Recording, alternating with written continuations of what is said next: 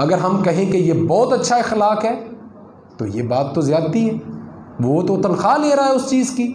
अब अगर एक बात की और वजाहत करता चलो इस बात की, तो अगर आप एक दुकान पे चले जाते हैं, तकरीबन हर बंदा बाज़ार में सूट ख़रीदने तो जाता ही है। जब हम सूट ख़रीदने जाती हैं तो वो एक थान खोलता है, हमें नहीं पसंद आता, हम कहते हैं मुझे नहीं पसंद। वो दूसरा थान खोलता है, फिर हम कहते हैं जी नहीं ये भी नहीं पसंद। वो कहता है अब जाइएगा ना, बैठ जाइए। अगर बंदे की रजामंदी पसंद ना हो तो वो यही कहता है, या उसे पैसे नहीं पसंद आते या उसे कपड़ा नहीं पसंद आता। कभी कभार चीज़ पसंद आ जाती है मगर पैसों पे बहस होकर बंदा उठ के चला जाता है। वो एक बार कहता है जी मुझे ये कपड़ा नहीं पसंद, वो दूसरा थान खोलता है, वो कहता है जी मुझे दूसरा भी नहीं पसंद, तो वो आधी दुकान उसकी मर्ज़ी के मुताबिक खोल देता। तो वो फिर कहे कि मुझे कोई चीज़ पसंद नहीं, उठ के जाने लगे, तो वो दुकानदार फिर कहता है भाईजान बैठ जाइए, पीछे कुछ और थान पड़े हैं, मैं वो भी लाकर आपको दिखाता हूँ। वो पीछे जाके कुछ और थान लाकर दिखाता है, बंदा वहीं बैठा रहता है। जब वो पीछे से ज़रूरी और बड़े बड़े अच्छे थान लाकर दिखाता है तो बंदा फिर कह देता है जी मुझे ये भी पसंद है।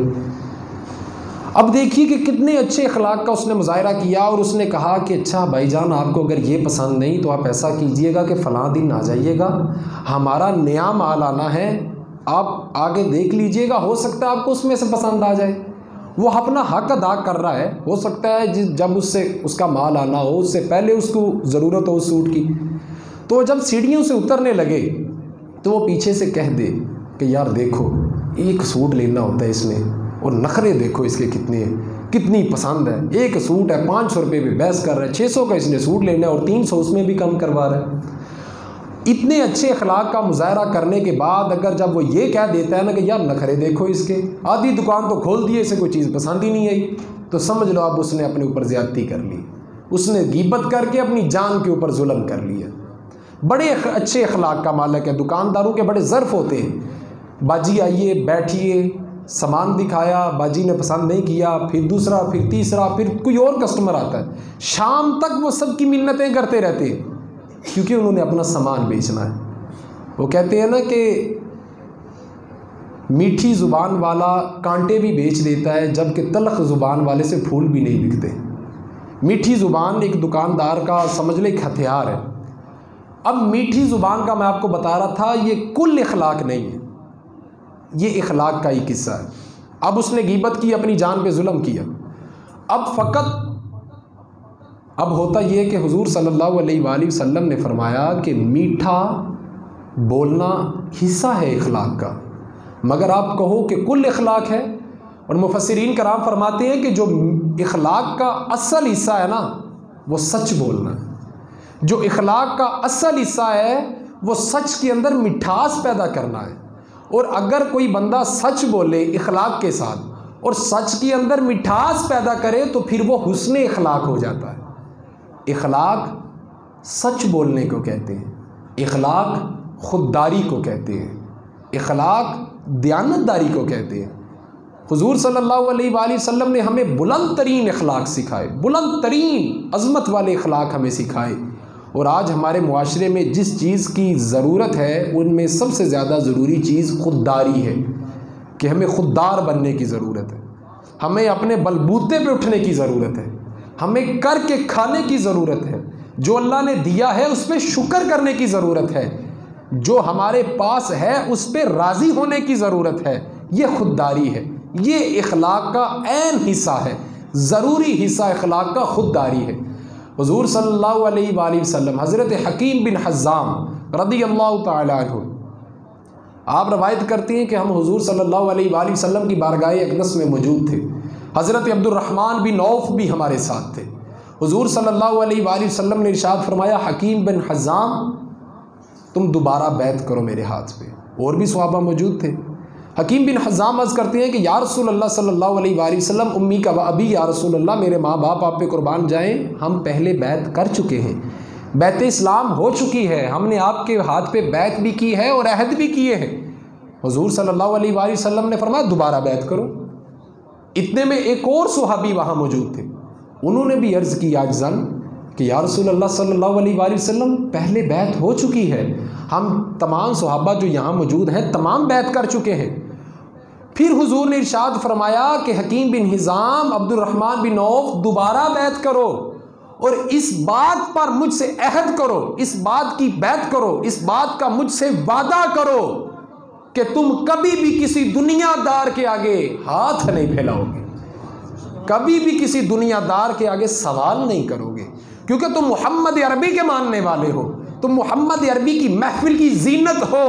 तो मैं नहीं चाहता कि तुम्हारा हाथ किसी दुनियादार के आगे उठे। इस बात की मुझ पे मेरे साथ बैत करो, इस बात का अहद करो। हुजूर सल्लल्लाहु अलैहि वसल्लम ने उनसे अहद दिया। एक होता है अल्लाह वालों से मांगना, अल्लाह वालों से मांगना, और जो बंदा अल्लाह वालों से मांगता है वो दर हकीकत अल्लाह की ही ऐन मदद होती है। अल्लाह वालों से मांगना दर हकीकत अल्लाह से ही मांगना होता है।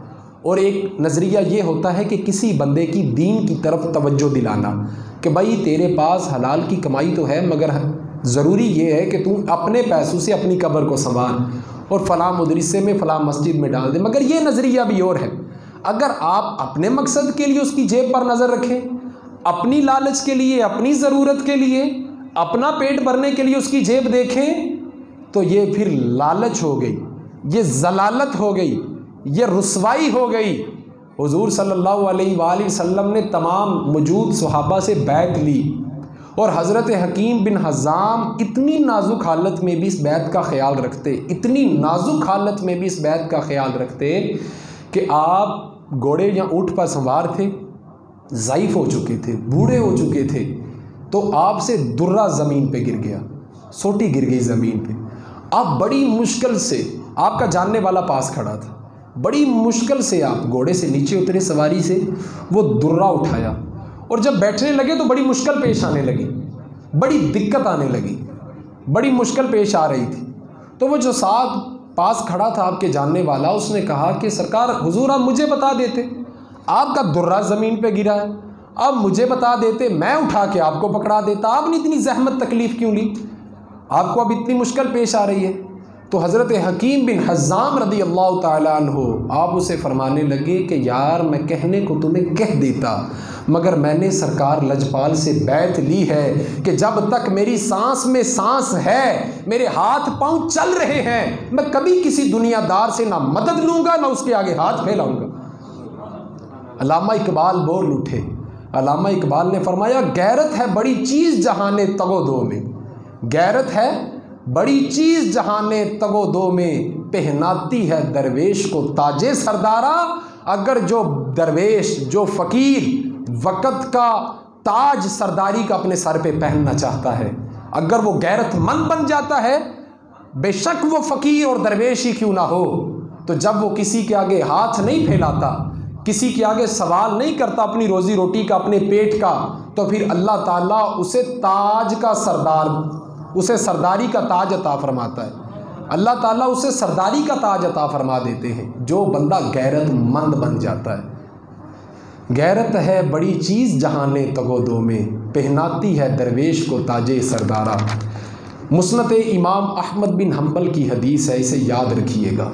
जुम्मा आप पढ़ने आते हैं तो आपको चाहिए कि आप अपना सबक याद करके जाया करें। जो बात आपके जहन में आ जाए, बहुत सी रवायतें होती हैं, कोई एक पल्ले बांध ली, किसी को सुना ली, किसी को सुनाने से हिफ्ज़ भी हो जाती है तो हक़ भी अदा हो जाता है, तो बंदे को अगर पसंद आ जाए तो उसे अमल भी थोड़ा थोड़ा शुरू कर लेता है। मुस्नद इमाम अहमद बिन हम्बल, इस किताब के अंदर हदीस मौजूद है कि एक सहाबी ने अर्ज़ की, या रसूलल्लाह सल्लल्लाहु अलैहि वसल्लम ज़िल्लत क्या है, या रसूलल्लाह सल्लल्लाहु अलैहि वसल्लम ज़िल्लत क्या है। तो हुजूर सल्लल्लाहु अलैहि वसल्लम ने इरशाद फरमाया, लालच करना ज़िल्लत है। अर्ज़ की, या रसूल अल्लाह सल्लल्लाहु अलैहि वसल्लम इज़्ज़त क्या है। तो हुजूर सल्लल्लाहु अलैहि वसल्लम ने इरशाद फरमाया, जो अल्लाह ने तुझे अता किया है उस पे राज़ी हो जा, अल्लाह तुझे इज़्ज़तें अता फरमा देगा। खुददार बने, खुददार बने, अपनी हिम्मत पे, अपनी तगो-दो पे उठिए। कुरान करीम ने असहाबे सुफ़ा की शान बयान की है। क्या शान बयान की है? ला यसअलून अन्नासा इल्हाफ़ा, कि वो लोग जिन्होंने अपने पेट पे पत्थर बांधे, अपनी पीठों पे पत्थर बांधे, भूख से निडाल थे, हिम्मत और ताकत भी नहीं थी। ये कुरान उनकी शान बयान करता है। पेट पे पत्थर बांधे हुए थे कि लगे कि पेट वजनी है, भूख ना लगे, पेट को अंदर दंसा दिया हुआ था। इतनी भूख की शिद्दत होने के बावजूद उन्होंने किसी के आगे लिपट लिपट कर सवाल नहीं किया अपनी रोटी का, किसी के आगे हाथ नहीं फैलाया, अपनी रुसवाई नहीं की, मगर जब भी मांगा अपने खुदा से मांगा। खुदा ने उनका वसीला बनाया, उनके खुदा ने उन्हें अता किया। ला यसअलून अन्नास इल्हाफा, वो लोग अपने पेटों पे पत्थर तो बांध लेते हैं मगर किसी के आगे अपना हाथ नहीं फैलाते, किसी के आगे फरियाद नहीं करते। खुददार बने, अपने अंदर खुददारी को पैदा करें। यही असल इंसान की इज्जत और वकार है, यही इंसान की बुलंदी है, यही इंसान का वकार है, यही उसका उरूज है, यही उसको इज्जत बख्शती है। एक नौजवान हज़रत हसन बसरी रहमतुल्लाह अलैह की खिदमत में हाजिर हुआ और हाज़िर होने के बाद आपसे एक मसले के बारे में आपको बताने लगा और कहने लगा कि हुजूर आज मुझे एक मसले की समझ आ गई। आप उससे पूछने लगे भाई तुझे कौन से मसले की समझ आ गई? उसने कहा हुजूर आज मुझे एक मसले की समझ आ गई और उसको मैंने अपने ऊपर ऐसे लागू भी कर लिया। हज़रत हसन बसरी रहमतुल्लाह अलैह, बड़ी तवज्जो तलब बात है, हसन बसरी रहमतुल्लाह अलैह आप उससे पूछने लगे कि नौजवान कौन सी बात तुझे पसंद आ गई? ये नौजवानों के लिए ये बात है, ये उन नौजवानों के लिए बात है जो किसी का वसीला बनना पसंद नहीं करते और खुददारी को अपने ऊपर लागू नहीं करते। कहा कौन सी बात है जो तुझे पसंद आ गई? उस नौजवान ने बताया कि सरकार आज मैं जंगल में गया हुआ था तो वहाँ पर मैंने शेर की दाड़ की आवाज़ सुनी। मैं ख़ुद को बचाते बचाते शेर का ध्यान रख रहा था कि मेरी तरफ ना आ जाए, तो मैं छुप गया। मैं देख रहा था कि शेर ने एक बकरे का शिकार किया, उसने कुछ खुद खाया और कुछ छोड़ दिया। सरकार मैं देख ही रहा था कि कुछ हिस्सा उसने खुद खाया और कुछ गोश्त उसने अपने पंजू में जकड़ा, अपने पंजू में लिया तो वो पहाड़ी पे चढ़ गया। तो वो नौजवान कहता है कि उसके इस अमल को देख के मुझे तजस्सुस हुआ, मैंने उसका पीछा किया, बड़े दबे दबे पाँव उसके पीछे गया। मैं जब उसके पीछे गया तो मैंने देखा कि वहाँ पहाड़ी के ऊपर एक नबीना लोमड़ी बैठी हुई थी। उस शेर ने सरकार वो गोश्त जो पंजे में लिया हुआ था उस लोमड़ी के आगे फेंक दिया। अल्लाह ताला ने उस शेर को उस नबीना लोमड़ी की मुश्क से दूर रखा। उस शेर के दिल में उस लोमड़ी का रहम रखा कि उस शेर ने उस लोमड़ी को नहीं खाया बल्कि बकरे का शिकार किया, उसने आधा खुद खाया और बाकी का गोश्त नबीना लोमड़ी को देने चला गया। तो हज़रत हसन बसरी उसकी आंखों में आंखें दे के ये बात सुन नहीं रहे थे, तो अचानक उसने कहा कि हज़रत मुझे समझ आ गई मसले की कि जो रब्बे ताला एक शेर को खाना, शेर के तवस्सुल से लोमड़ी के खाने का ज़रिया बन सकता है। जो लोमड़ी नबीना है वो खुद खा नहीं सकती, चल नहीं सकती, मगर उसका खाना अल्लाह ने उसे पहुंचा दिया, वो भी शेर के हाथ से। तो मुझे भी इस बात की समझ आ गई, मसले की समझ आ गई कि अगर मैं भी घर में बैठा रहूं, काम ना करूं, तो अल्लाह मुझे रोटी पहुंचाएगा, अल्लाह मेरे लिए किसी को ज़रिया बनाएगा, अल्लाह किसी को मेरा वसीला बनाएगा और वो मुझे भी रोटी दे के जाएगा। और मैं अगर बैठ भी जाऊं तो अल्लाह ताला के ज़िम्मे हमारी रोज़ी रोटी है, मुझे रोज़ी रोटी मिलती रहेगी। ये बात वो कर रहा था, ये अपना मसला सुना रहा था, अपनी हकीकत बता रहा था कि मेरा दिल करता है कि मैं अब इबादत में लग जाऊं और एक बंद कमरे में बैठ जाऊं, काम को छोड़ दूं। जैसे एक शेर एक लोमड़ी की मदद को पहुंचा, इसी तरह मेरी मदद को भी कोई पहुंचेगा और खुदा उसको भेजेगा। तो हज़रत हसन बसरी रहमतुल्लाह अलैह मुस्कुराने लगे। आप फरमाने लगे सुभान अल्लाह, वाह कमाल सोच है तेरी। ए नौजवान, तूने दो किरदार देखे, एक तूने शेर का किरदार देखा, एक तूने लोमड़ी का किरदार देखा। अरे नौजवान, मुझे तजस्सुस इस बात का है कि तुझे शेर का किरदार पसंद नहीं आया बल्कि लोमड़ी का किरदार पसंद आया। अरे अगर तुझे शेर का किरदार पसंद आता तो खुद भी खाता, दूसरों को भी खिलाता। ये तूने क्या किया? तू एक लोमड़ी का किरदार पसंद करके बैठ गया है। तू एक लोमड़ी के तरह एक नबीना और लागर होके बैठ गया है। अरे तू शेर बन, तू सखी बन, तू सहारा बन, तू वसीला बन, तू ऐसा बन कि जैसे अल्लाह ने शेर को वसीला बनाया, तू ऐसे आमाल कर कि अल्लाह अपने बंदू के लिए तुझे वसीला बनाए, ना कि तेरे लिए किसी को वसीला बनाए। तो वो उस नौजवान की आंखें खुल गई कभी कभी कुछ बातें ऐसी होती हैं जो दिल को जाके लगती हैं, टच कर जाती है, दिल के दरवाजे खुले होते हैं तो दिल की हवा की तरह दिल से गुजर जाती हैं, तो वो बातें महसूस होती हैं। उसने अपना इरादा बदला और उसने कहा कि इबादत जो ज़रूरी है वो तो मैं पूरी करूँगा, मगर आज के बाद मैं पूरी खुददारी के साथ मेहनत करूँगा। और अल्लाह ताला ने जिस शेर को लूमड़ी नबीना के लिए वसीला बनाया, इसी तरह मेरा अल्लाह मुझे अपने दूसरे बंदू के लिए वसीला बनाए। ये है खुददारी, ये है अपनी इज़्ज़त का वक़ार, ये है वो चीज़ जो हर इंसान को हासिल करनी चाहिए, हर मुसलमान के अंदर होनी चाहिए, जो वसीला बने, अपने अंदर खुददारी पैदा करे। सबसे अच्छे अखलाक की निशानी खुददारी है।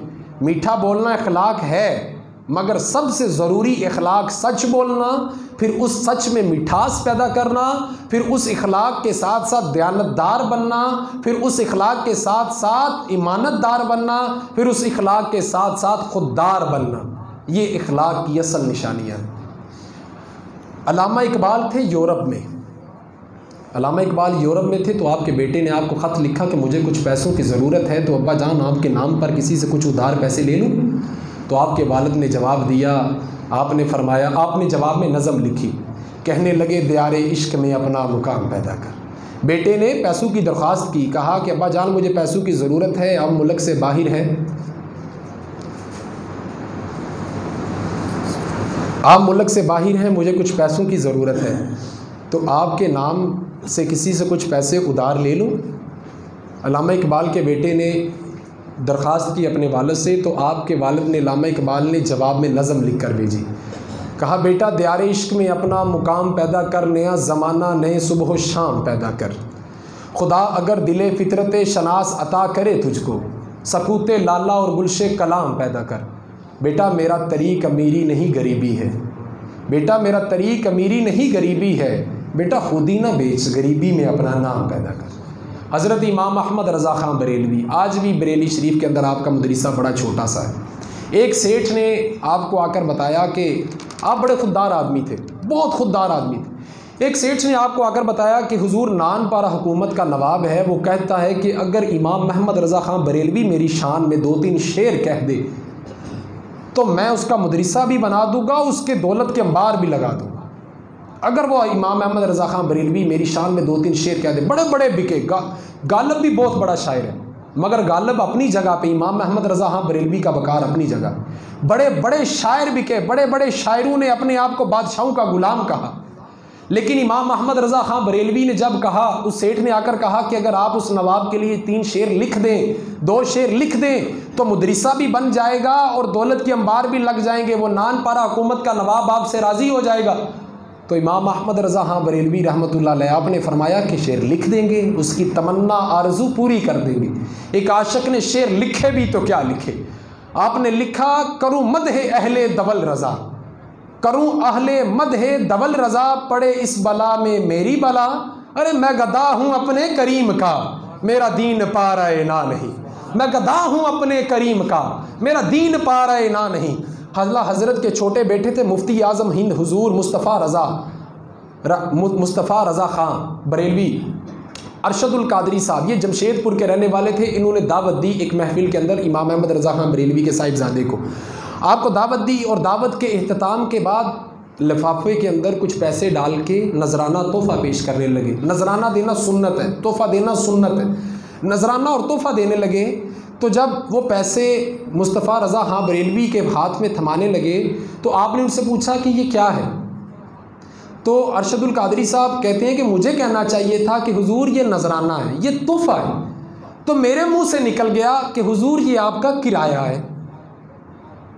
तो मुस्तफ़ा रज़ा ख़ान बरेलवी साहब ने वो पैसे लपेट के दोबारा मेरी जेब में डाल दिए और मुझे फरमाने लगे कि अरशदुल कादरी साहब आप बड़े दाना और समझदार आदमी हैं, मैं इमाम अहमद रज़ा ख़ान बरेलवी का बेटा हूँ, मैं कोई किराए का मौलवी थोड़ी हूँ कि जो भी मुझे किराया देगा और बुला लेगा।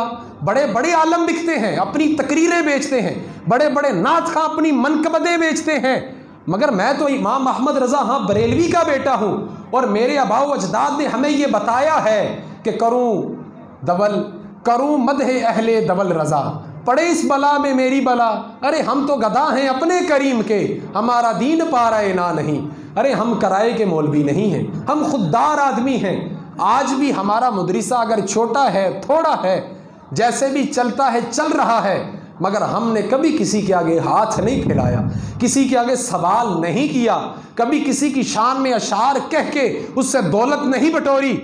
हम अपने करीम के गदा हैं, हम उसी से मांगते हैं, उसी से दरख्वास्त करते हैं। सबसे पहले हमें ये अखलाक सीखने की ज़रूरत है। आखिरी बात करके बात ख़त्म करता हूँ। एक कालम नगार थे, शहाबुल्ला कुदरत साहब हैं या हदायतुल्ला मरहूम, इन दोनों में से किसी एक ने लिखा है, कालम लिखा। तो इनको किसी ने कहा कि आप सहाबत के आला रुतबे पे फाइज़ हैं, आपने कभी पैसे नहीं लिए, जबकि जो कालम निगार होते हैं ये तो कालम लिखने के बड़े बड़े इनको पैसे मिलते हैं, सहाफ़त पर इनको बड़े बड़े पैसे मिलते हैं। तो आप इतने खुददार कैसे बन गए कि आप अपनी मजदूरी के अलावा किसी से कोई नजराना नहीं लेते, किसी से कोई इस तरह जो बंदा आपको कालम के पैसे दे आप पैसे नहीं लेते? तो ये क्या हुआ, कैसे हुआ? आपको ऐसी कौन सी चीज़ जो दिल पे लगी तो आपने ये सब कुछ बदल दिया? तो वो बताने लगे, अपना किस्सा सुनाने लगे। वो बताने लगे अपने दोस्त को कि यार एक दफ़ा मैं अपने दोस्त की दावत पर एक महंगे होटल में खाना खाने गया। सख्त सर्दियाँ थी, रात का वक़्त था, इशा से पहले का वक़्त था। मैं खाना खाने गया। जब खाना खा के हम बाहर निकले, खाना खा के जब हम बाहर निकले तो मैंने वहाँ के एक चौकीदार को देखा जो सख्त सर्दी के अंदर बड़े पतले कपड़े पहने खड़ा था। तो मैंने तजस्सुस से उसे देखा। चूँकि हम कालम निगार होते हैं, सहाफ़ी होते हैं, तो हम हर चीज़ की तलाश में रहते हैं, हर चीज़ की नुक्ता रेज़ी में रहते हैं कि हमें कहीं से कोई बात मिल जाए। तो मैं उसके करीब गया, मैंने उससे जाके पूछा कि बाबा जी आपने इतनी सख्त सर्दी में इतने पतले कपड़े पहने हुए, आपको सर्दी नहीं लगती? कहा बेटा सर्दी लगती है। तो कहा बाबा जी आपने मोटे कपड़े क्यों नहीं पहने? तो वो साफ़ी कहते हैं बाबा जी मुझे कहने लगे कि पुत्र जो कोल होते तो क्यों ना पाऊँगा, कोल नहीं है ता नहीं पाए। कहा बाबा जी अब सारी रात ड्यूटी करेंगे? कहा बेटा हाँ ये सराय है, ये मेहमान खाना है, मुझे सारी रात यहाँ रुकना है, सारी रात ड्यूटी करूँगा। तो वो कालम निगार कहता मैं खामोश खड़ा था। तो बाबा जी मुझे बताने लगे कि बेटा ये तू क्या कहता है, हमारे घर में तो 2 वक्त का खाना बड़ी मुश्किल से पकता है, मेरी 4 बेटियाँ हैं। आज मैं जब काम पर आने लगा था तो मैंने अपनी बीवी से कहा कि बीवी मुझे एक कप चाय बना दे। तो मेरी बीवी ने मुझे कहा कि थोड़ी सी पत्ती है और आधा कप दूध है, जब बच्चे सो जाएं तो मैं आपको चाय बना देती हूँ। वो बाबा जी कालम निगार को बताने लगे कि बेटा मैं तो चाय भी घर में इस तरह पीता हूँ जैसे चोरी बैठ के दवाई पी जाती, जैसे घूंट में दवाई पी जाती, मगर मैं अल्लाह की रज़ा पे राज़ी हूँ, खुश हूँ। तो वो जो कालम निगार था, रोगा बिच्चू रोग अनोखा, रोगा बिच्चू रोग अनोखा जिसदा ना गरीबी, मुश्किल वेले छड़ जांदे ने रिश्तेदार करीबी। कहा बेटा मैं ड्यूटी पे आया हूँ, सारी रात ड्यूटी करूँगा, इबादत भी करूँगा, नमाज भी पढ़ूँगा, मुझे अल्लाह की रज़ा पे राज़ी हूँ मैं, मुझे कोई मुश्किल वक़्त कोई दिक्कत नहीं है। तो वो कालम निगार कहता है कि मेरे दिल में ख़याल आया कि मैं क्यों ना इसकी मदद करूँ, मैं क्यों ना इसकी मुश्किलों को आसान करूँ। उस कालम निगार ने जेब में हाथ डाला तो उसका सीना चौड़ा हो गया। उसने कहा कि आज मैं दुनिया का सबसे बड़ा सखी इंसान, आज मैं लगा हूँ कारून के ख़जाने से बड़ी सखावत करने, आज मैं लगा हूँ सखी होने का लक़ब अपने नाम करने, आज मैं लगा हूँ सखावत के अंबार अपने नाम करने, आज मैं लगा हूँ इस फ़कीर की मदद करने। वो कालम निगार कहता है मैंने अपनी जेब में हाथ डाला, 5 आने निकाल के उस गरीब के आगे किए, उस गरीब के आगे किए, उस गरीब को कहा कि ये पैसे ले लो। इतने में मुअज्जिन ने इशा की अजान देनी शुरू कर दी।